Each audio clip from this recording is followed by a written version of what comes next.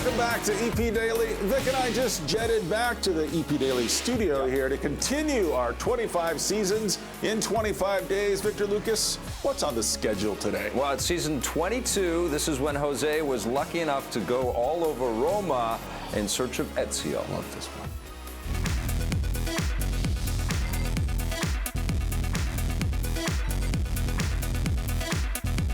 Ciao, it is I, Don Fubario de California, in Rome on assignment for the Electric Playground's Assassin Guild.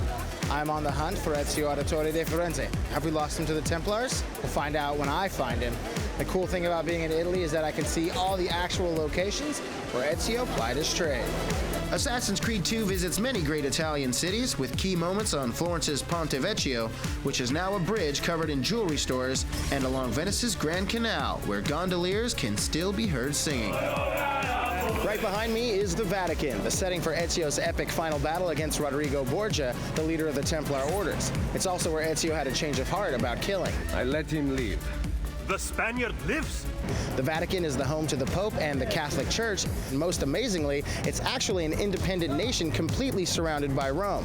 Michelangelo, the artist, not the Ninja Turtle, did some design work for most of the buildings inside Vatican City.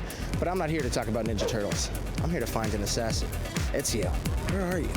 Still no sign of Ezio, so I'm here on Tiber Island, Ezio's base of operations in Assassin's Creed Brotherhood. Now this is where the Order of Assassins was located, and as you can see, this place is still teeming with intrigue. You'll die for that! Perhaps Ezio left me a clue, maybe a glyph or a feather. The Baths of Diocletian. Many an assassin's blade were cleaned here in the grandest of all public baths in Rome.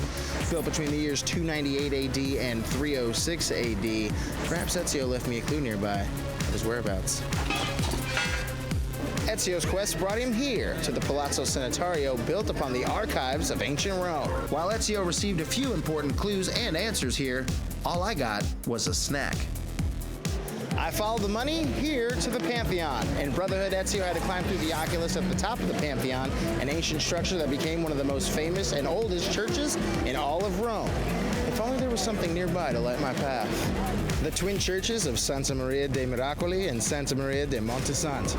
As Ezio knows, it's the perfect place to lose those following you when you're in a quick hurry. I even saw my twin roaming around here as well, but that's not quite the Ezio I'm looking for.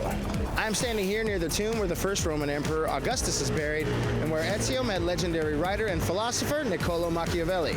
According to the game, Machiavelli was a member of the Assassin Order. Interesting. As you can see, there's no sign of him here or Ezio. And here we are at the lair of Romulus. Modern-day Romans know this place as the Colosseum, but ancient Romans refer to it as Amphitheatro Flavio. Built over 2,000 years ago, it could once hold 50,000 spectators for such events as animal hunts, executions, and of course, gladiator matches. It is here at Castel St. Angelo, the castle of the popes, where Ezio had to scale the castle walls in order to assassinate Pope Alexander VI, later returning to rescue Caterina Sforza and attempt to assassinate Cesare and Rodrigo Borgia. He would return years later to watch Cesare himself handle Rodrigo. If only it were that easy to find Ezio.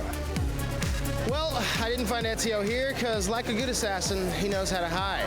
I did, however, manage to get an awesome tour of the ancient city of Rome, and I even managed to get some souvenirs from Vic and Brianna. Now I'm going to take a leap of faith into that fountain over there so I can scrounge up some money for a bus ride home. Jose Sanchez, he's bellissimo. Mwah. We do love him. Stick around. We got the Twitter question of the day after the break.